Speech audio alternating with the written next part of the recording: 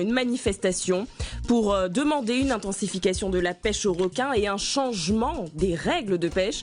Le collectif Rende à nous la mer a rassemblé plusieurs centaines de personnes aujourd'hui à Saint-Gilles. Marqué ce jour par la manifestation organisée par le collectif Rende à nous la mer. Le mouvement a fédéré plusieurs centaines de personnes à Saint-Gilles et à Trudeau. L'État serait selon eux dans une démarche de gestion alors qu'il faudrait tout bonnement résoudre la crise requin. Solution proposée, dans un premier temps, la pêche intensive de squale. Le reportage d'Henri-Claude Elma et Philippe Poirot. Océan fermé, tous concernés. Une chaîne humaine dans le lagon de l'Ermitage pour en quelque sorte libérer l'accès à la mer. 3 heures plus tôt, 2 groupes étaient partis, l'un de Saint-Gilles, l'autre de la Saline. Une marche de revendication, mais aussi du souvenir.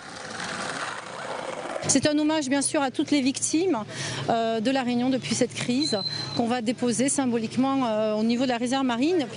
Dans le cortège, Giovanni Canestri, le père d'Elio, ce jeune surfeur tué par un requin en avril 2015.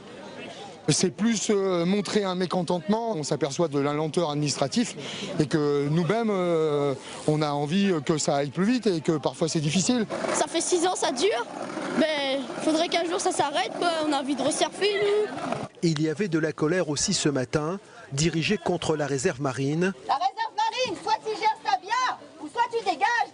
Et les restrictions de pêche au requin. Le requin bulldog est pêché dans la réserve, mais n'est pas pêché dans les zones de protection renforcées. Ce n'est pas normal. Autoriser la pêche, la commercialisation et la consommation du requin pour, selon eux, réduire les risques d'attaque, mais pas seulement. Pour un poisson, ce lagon est en train de mourir parce que 800 000 Réunionnais, 400 000 touristes, ça fait 1 million d'eau de pression anthropique sur ce lagon. Hasard du calendrier, jeudi prochain, le Centre de ressources et d'appui sur le risque requin se réunira en assemblée générale.